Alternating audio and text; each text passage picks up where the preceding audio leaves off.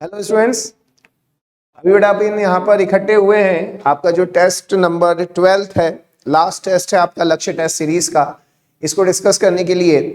और जैसा कि आप जानते ही हैं कि आपकी जो 12 टेस्ट की टेस्ट सीरीज हुई थी, इसमें अपन ने पूरा एनसीईआरटी बायोलॉजी, फिजिक्स, केमिस्ट्री तीनों सब्जेक्ट्स पूरा कवर किया।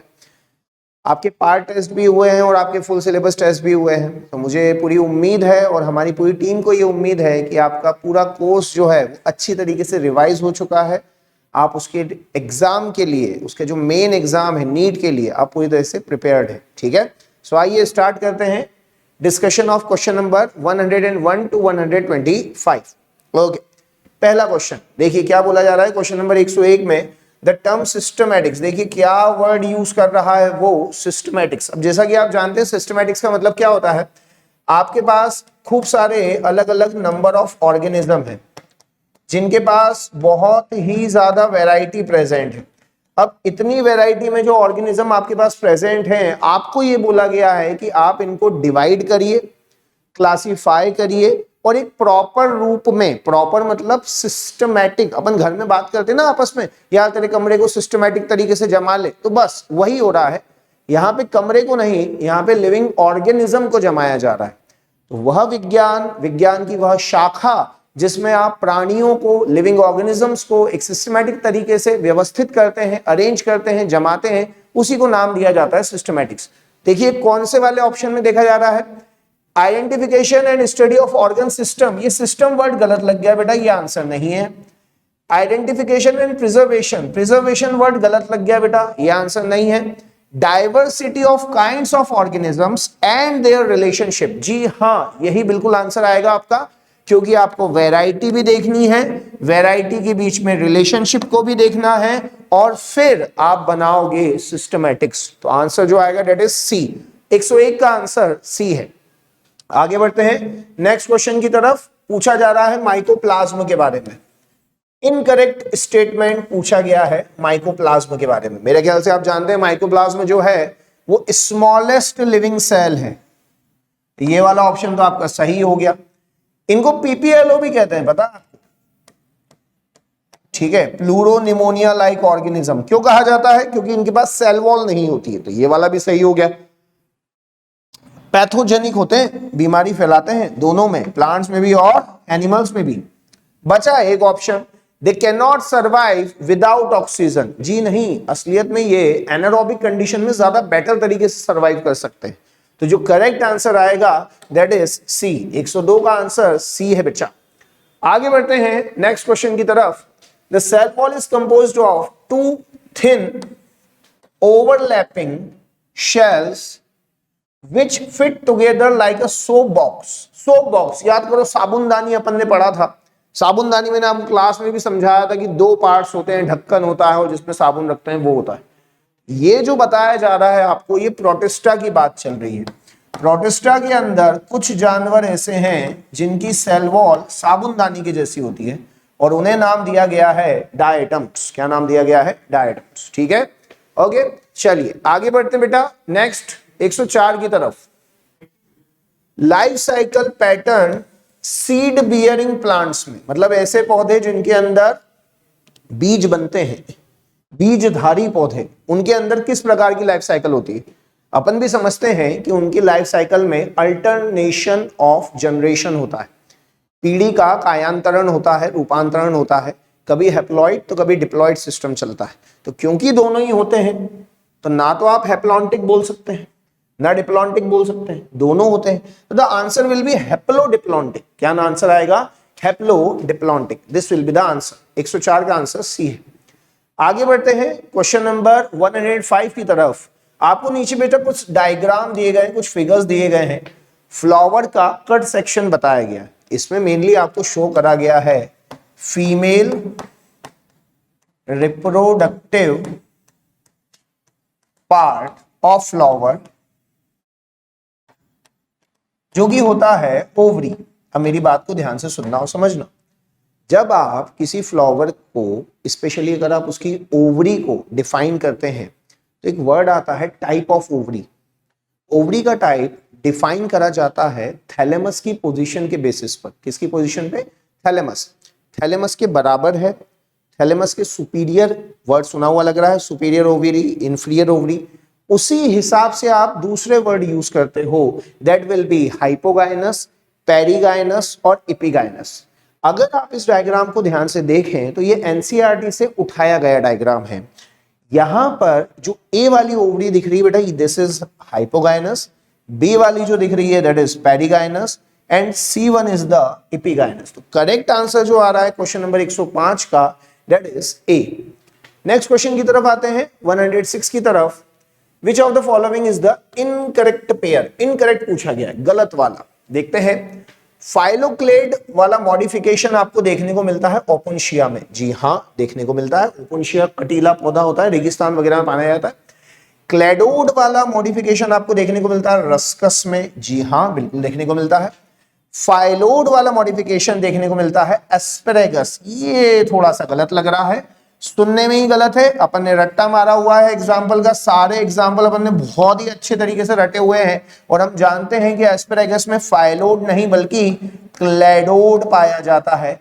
इसी के साथ हमने रस्कस का भी एग्जाम्पल याद करा था। तो रस्कस और एस्पेरेगस असलियत में ये दोनों ही किसके एग्जाम्पल हैं? क्लेडोड के। तो इन्होंने, भाई साहब ने जो क्वेश्चन में आपसे पूछा है वो इनकरेक्ट ही पूछा है। तो the answer, the incorrect answer is C. Question number 106 का आंसर कैलकाटा यानी कि सी है। आगे बढ़ते बेटा क्वेश्चन नंबर 107 की तरफ। आपसे पूछा गया है पेरिडर्म के टिश्यूज के बारे में। पेरिडर्मल टिश्यूज जो आपके बता रहे हैं, और वो भी क्वेश्चन को ध्यान से पढ़िएगा, पेरीफेरी से। पेरीफेरी से मतलब बॉर्डर लाइन से। बॉर्डर लाइन मतलब एकदम पेरीफेरी, जो आउटर मोस्ट, जहां से शुरुआत होती है, वहां से जो अगला सीक्वेंस आएगा वो क्या रहेगा। ये तो अपन ने कई बार पढ़ चुका टॉपिक है। तो अपन जानते हैं कि सबसे पहले जो आता है दैट इज द फेलम, फिर आता है फेलोजन और फिर आता है फेलोडर्म। तो क्वेश्चन नंबर 107 का जो सही आंसर है, पेरीफेरी से 1 बाय 1 सिक्वेंशियल पाथवे में क्रमबद्ध तरीके से जो सही क्रम आएगा वो ये है, फेलम, फेलोजन और फेलोडर्म। क्वेश्चन नंबर 107 का आंसर सी है। आगे बढ़ते बेटा क्वेश्चन नंबर 108 की तरफ। आपसे पूछा जा रहा है कौन से प्रकार की सेल इन्वॉल्व होती है इनर वॉल में ब्लड वेसल्स के। अब ये देखिए भैया, ये आपकी ब्लड वेसल है और ये ब्लड वेसल की इनर वॉल बता रहा है। ये इनर वॉल की सेल हो गई बेटा जी। अब ये जो सेल पूछी जा रही है, आपसे पूछा गया कि बताओ कौन सी सेल है। सिंपल सी बात है, अपन जानते हैं एनिमल टिश्यू में अपन ने पढ़ा है स्क्वैमस एपिथेलियम से बना हुआ होता है। किससे बना होता है? स्क्वैमस एपिथेलियम से। तो 108 का आंसर जो सही वाला है, करेक्ट वाला, that is answer C. Question number 109 की तरफ आते हैं। Smooth endoplasmic reticulum. याद करिए, एंडोप्लाज्मिक रेटिकुलम दो प्रकार के थे, स्मूथ और रफ। वो एंडोप्लाज्मिक रेटिकुलम जिसमें राइबोसोम नहीं था उसे नाम दिया गया है स्मूथ एंडोप्लाज्मिक रेटिकुलम। ये जो स्मूथ एंडोप्लाज्मिक रेटिकुलम है, ये क्या बना सकता है? याद करो, राइबोसोम वाले को तो आपने क्या बनाने रखा था? प्रोटीन। इसको आपने नाम भी दिया था RER, rough endoplasmic reticulum. Rough endoplasmic reticulum तो क्या बना रहा है? प्रोटीन। और जो आपका नॉर्मल वाला स्मूथ एंडोप्लाज्मिक रेटिकुलम है, वो क्या बनाएगा? Steroids. It will produce steroids. समझ आ गई बात आपको? सो क्वेश्चन नंबर 109 का आंसर है ए। आगे बढ़ते बेटा नेक्स्ट क्वेश्चन की तरफ। एनसीईआरटी की लाइन है, the best material for the study of cell membrane. कोशिका झिल्ली, सेल मेम्ब्रेन को पढ़ने के लिए सबसे अच्छा पदार्थ, सबसे अच्छी कोशिका कौन सी हो सकती है? अरे मनुष्य की आरबीसी। आरबीसी यानी लाल रक्त कणिकाएं, इरिथ्रोसाइट। तो इसमें आप सबसे अच्छी तरीके से सेल मेम्ब्रेन के स्ट्रक्चर को स्टडी कर सकते हैं। ठीक है। Question number 111, polyribosome. पॉलीराइबोसोम किसको जोड़ने से, किसको मिलाने से बनते हैं? तो बेटा जब बहुत सारे एमआरएनए राइबोसोम के साथ जुड़ जाते हैं तो बनके तैयार होता है polyribosome. Several ribosomes held together by a string of mRNA. This will be the correct answer. ठीक है। ओके, 111 का आंसर सी है। अगला आ रहा है एरोमेटिक अमीनो एसिड का example.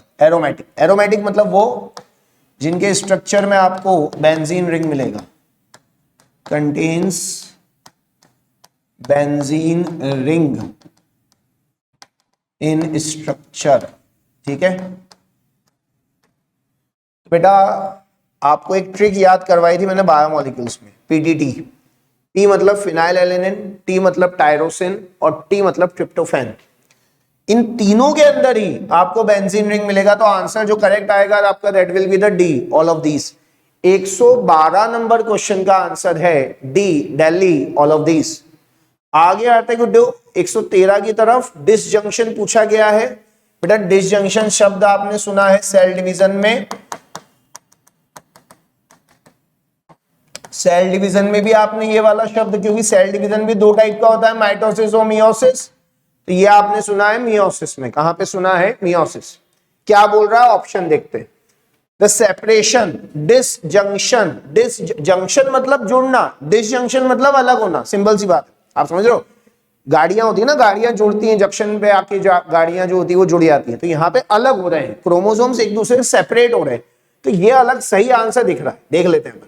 The separation of homologous chromosomes at anaphase 1 is known as disjunction। जी हाँ, बिल्कुल सही आंसर है ये, एकदम परफेक्ट आंसर है, एकदम करेक्ट आंसर है आपका 113 का आंसर ए। आगे चलते हैं। Cells which are not in dividing phase are likely to be at G0। G0 phase में पाई जाएगी सेल आपकी। ठीक है, क्या होता है G0 फेज? ये थोड़ा अच्छा खासा क्वेश्चन है, सुनना समझना, छोटा है बट अच्छा क्वेश्चन है।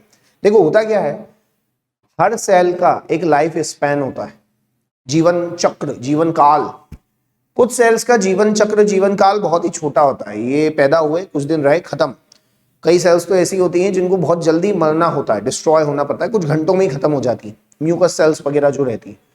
लेकिन कुछ सेल्स ऐसी होती हैं जिनका जीवन काल बहुत बहुत बहुत ज्यादा होता है।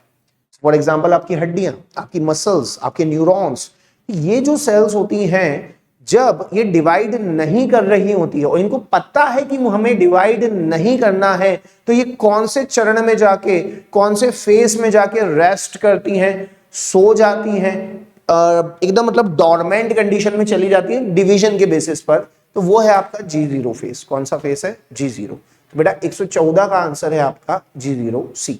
आगे बढ़ते बेटा, बायवैलेंट पूछा है, वो भी मियोसिस 1 का।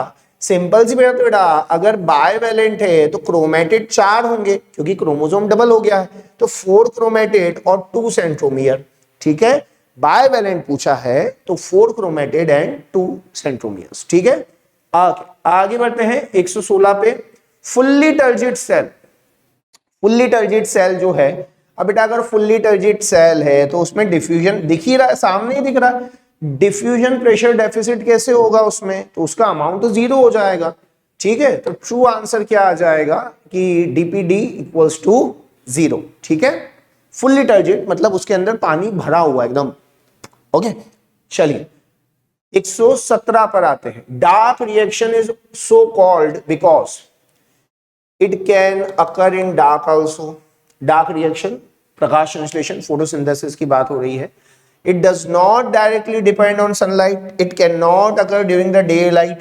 It occurs more rapidly at night. देख लेते हैं क्या डार्क रिएक्शन को डार्क रिएक्शन क्यों बोला गया। बेटा सिंपल सी बात बता देता हूं, फोटोसिंथेसिस में 2 रिएक्शन होती है। One is the light reaction, second one is the dark reaction. Light reaction को लाइट रिएक्शन इसलिए बोला क्योंकि इसमें लाइट की आवश्यकता होती है। आपको फोटोलाइसिस करवाना है, पानी का ब्रेकडाउन करवाना है, वो भी लाइट की उपस्थिति में, तो फोटोलाइसिस। समझ आ रही बात आपको? लेकिन डार्क रिएक्शन में ऐसा नहीं है कि डार्क रिएक्शन आपने बोला है तो वो अंधेरे में हो रही है। डार्क रिएक्शन का मतलब यह है कि यहां पर लाइट की, प्रकाश की, रोशनी, किरण और ज्योति की कोई जरूरत नहीं है। Light is not necessary. समझ आ गई बात आपको? तो इसका जो सही आंसर आ रहा है वो ये है, it does not directly depend on sunlight. ठीक है, 117 का आंसर बॉम्बे है। आगे बढ़ते हैं बेटा। PEP, PEP phospho इनॉल pyruvate. CO2 acceptor होता है बेटा, CO2 एक्सेप्टर होता है C4 प्लांट्स में। C4 पौधे जो होते हैं, देखो दो पौधे पढ़े थे अपन ने, C3 और C4। C3 वाले को अगर अपन ड्रॉप करते हैं तो PEP अपन ने, सीधी सी बात है किसमें पढ़ा था, C4 पौधों में पढ़ा था, जिनमें क्राइंस एनाटॉमी पाई जाती है। ठीक है, चलिए 120 की तरफ आते हैं। एंटीवायरल पदार्थ, विषाणु के विरुद्ध बनने वाला, रट्टा करवाया था इंटरफेरॉन, याद करिए इंटरफेरॉन एंटी वायरल प्रोटीन होते हैं जिन्हें बनाती है virus infected cell, produced by virus infected cell. ठीक है, ओके। 119 का जो सही आंसर आ रहा है डेट इज सी। 120 की तरफ आते हैं। Which of the following cellular metabolic process, absence में भी हो सकती है और प्रेजेंस में भी, देखो प्रेजेंस में भी है और अब्सेंस में भी है, ऑक्सीजन के। देखो फर्मेंटेशन तो अब्सेंस में होता है, इलेक्ट्रॉन ट्रांसपोर्ट प्रेजेंस में होता है, ट्राई कार्बोक्सिलिक, मतलब ये भाई साहब बात हो रही है क्रेब्स साइकिल की, ये भी प्रेजेंस में होता है। ठीक है, ऑक्सीजन लगती है। ग्लाइकोलाइसिस एक ऐसी प्रोसेस है जो साइटोप्लाज्म में होती है। दुनिया की हर सेल के साइटोप्लाज्म में ग्लाइकोलाइसिस होता है, और वो दोनों तरीके से हो सकता है, एरोबिक कंडीशन में भी और एनारोबिक कंडीशन में भी। तो जो सही आंसर आएगा दैट इज 120 का। इसी वजह से ग्लाइकोलाइसिस को यूनिवर्सल पाथवे कहा जाता है। क्या बोला था बेटा जी, यूनिवर्सल पाथवे, क्योंकि वो हर सेल में चलता है। ठीक है, चलिए 121 की तरफ आते हैं। 121 अल्टीमेट फाइनल, अल्टीमेट का मतलब होता है फाइनल, आखिरी। इलेक्ट्रॉन एक्सेप्टर रेस्पिरेशन में ऑक्सीजन, फाइनल इलेक्ट्रॉन एक्सेप्टर जो होता है दैट इज ऑक्सीजन। ठीक है, याद करने वाली बात है तो सिंपल सी। ओके, आगे बढ़ते हैं 122 की तरफ। एज पर केमी-ऑस्मोटिक या केमी-ऑस्मोटिक कपलिंग हाइपोथेसिस बोला जा रहा है, जो कि माइटोकॉन्ड्रिया में चलता है। आपसे पूछा जा रहा है बेटा कि हाइड्रोजन आयंस एक्यूमुलेट कहां पर होते हैं, तो अपन पढ़ चुके हैं ईटीसी में। अपन जानते हैं कि इंटर मेम्ब्रेन स्पेस जो होती है, कौन सी स्पेस, जो दोनों मेम्ब्रेन के बीच की स्पेस होती है, जो गैप प्रेजेंट होता है, वहां पर सारे प्रोटॉन्स जो होते हैं वो आकर एकत्रित हो जाते हैं, जमा हो जाते हैं, और इसी वजह से 122 का जो आंसर आएगा डेट इज सी। ठीक है, आगे बढ़ते हैं क्वेश्चन नंबर 123 की तरफ। Plants which require an exposure to light for a period greater than, क्या बोला जा रहा है भैया, कुछ पौधे हैं और उन पौधों को क्रिटिकल डे लेंथ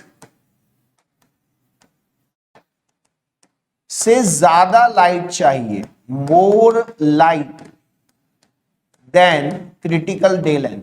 मतलब क्रिटिकल डे लेंथ जो होती है कि भैया दिन में इतने समय का प्रकाश तो मिलना ही मिलना है, प्रदीप्ति काल मिलना ही मिलना है। बोले नहीं, हमें तो और ज्यादा प्रदीप्त काल चाहिए, हमें और ज्यादा लाइट चाहिए। अरे बेटा, अगर ज्यादा लाइट मांग रहा है वो, तो सीधी सी बात है ना कि वो लॉन्ग डे प्लांट होगा। कौन सा प्लांट होगा, लॉन्ग डे प्लांट होगा। उसको लंबे समय का दिन चाहिए, लंबी अवधि का दिन चाहिए, तब वो पुष्पन करेगा, फ्लावरिंग करेगा, या जो भी उसकी प्रोसेसेस है।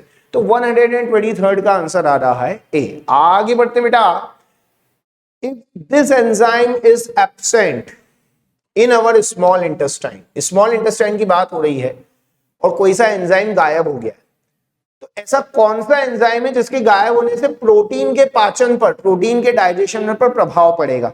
देख बेटा, माल्टेज तो माल्टोज का डाइजेशन करवाता है, और तू जानता है कि माल्टोज एक कार्बोहाइड्रेट है। ठीक है, पेनक्रियाटिक अमाइलेज जो है ये भी स्टार्च का डाइजेशन करवाता है, लाइपेज लिपिड का डाइजेशन करवाता है। तो जो करेक्ट आंसर आएगा, क्योंकि इसी की वजह से दूसरे प्रोटीन डाइजेस्टिंग एंजाइम्स रिलीज होते हैं, तो जो करेक्ट आंसर आएगा दैट इज एंटेरोकाइनेज। तो एंटेरोकाइनेज सही आंसर है आपके 124 नंबर क्वेश्चन का। ठीक है, आगे बढ़ते बेटा अगले वाले की तरफ। Partial pressure of oxygen is maximum, maximum सबसे सबसे सबसे सबसे ज्यादा, ठीक है। तो देख बताते हैं, एक्सपायर्ड एयर जो होती है, मतलब जो सांस हम छोड़ रहे हैं, भले अब यहां पे कंसेप्ट है तो समझना। देखो ये लगता है कि अपन ऑक्सीजन इनहेल कर रहे हैं, ऐसा नहीं है। अपन ऑक्सीजन नहीं, अपन एयर को इनहेल कर रहे हैं, समझ रहा है। अपन ने हवा ली है, ऐसा तो है नहीं कि तेने मुंह पे छन्नी लगा के रखी है कि सिर्फ ऑक्सीजन ही ऑक्सीजन आनी चाहिए। इतनी ऑक्सीजन भी अच्छी नहीं होती है, ऑक्सीजन टॉक्सिसिटी हो जाती है, ज्यादा ऑक्सीजन की वजह से भी पर्सन की डेथ हो जाती है, वो भी तुरंत, इंस्टेंटली, ठीक है। तो एयर है, उस एयर में बाकी सभी गैसेस हैं, कार्बन डाइऑक्साइड भी है, ऑक्सीजन भी है, ठीक है, नाइट्रोजन तक है। लेकिन तेरी बॉडी उसमें से केवल और केवल कौन सी गैस का यूज करेगी? ऑक्सीजन। वहां पर एक्सचेंज होगा, उसमें मिला दी जाएगी कार्बन डाइऑक्साइड। अब ये कभी भी मत सोचना और ये कभी भी मत समझना कि अपन उस एयर में से पूरी की पूरी ऑक्सीजन निकाल सकते हैं, ये हमारे लिए पॉसिबल नहीं है। उसमें बहुत ऑक्सीजन है बेटा, बहुत ऑक्सीजन है। जब एयर निकाल भी दी जाएगी ना, उसमें भी समथिंग अराउंड 109 mmHg का, जी हाँ, एक्सपायर्ड एयर में 109 mmHg का पार्शियल प्रेशर होता है ऑक्सीजन का। जबकि एल्वियोलर एयर, जहां पे अच्छा खासा ऑक्सीजन होना चाहिए, वहां पे मात्र 104 mmHg होता है। तो डिफरेंस अगर देखा जाए तो ज्यादा आपसे पूछा गया कि मैक्सिमम कहां पे होगा, तो करेक्ट आंसर कौन सा आएगा? Expired air. तो 125 का सही आंसर है expired air, that is Delhi, ठीक है। समझ आ गई बात आपको? इसी के साथ आपके पूरे 125 क्वेश्चंस खत्म हुए बेटा। ऑल द बेस्ट आप सभी को, क्योंकि ये लास्ट टेस्ट है। सो मेरे ख्याल से अब इस तरीके से वीडियो में अपन मिलना जुलना हो नहीं पाएगा, हम लोग यहीं से पे सब क्लास पे ही रहते हैं। तो अगर आप चाहें तो क्लास पर कुछ भी डाउट्स वगैरह हो, कोई सा टॉपिक आपको दोबारा समझना हो, तो आप बिल्कुल आ सकते हैं, no problem, no issues. And आप सभी को बहुत बहुत बेस्ट विशेस आपके नीट के एग्जाम के लिए। Thank you very much, all the best.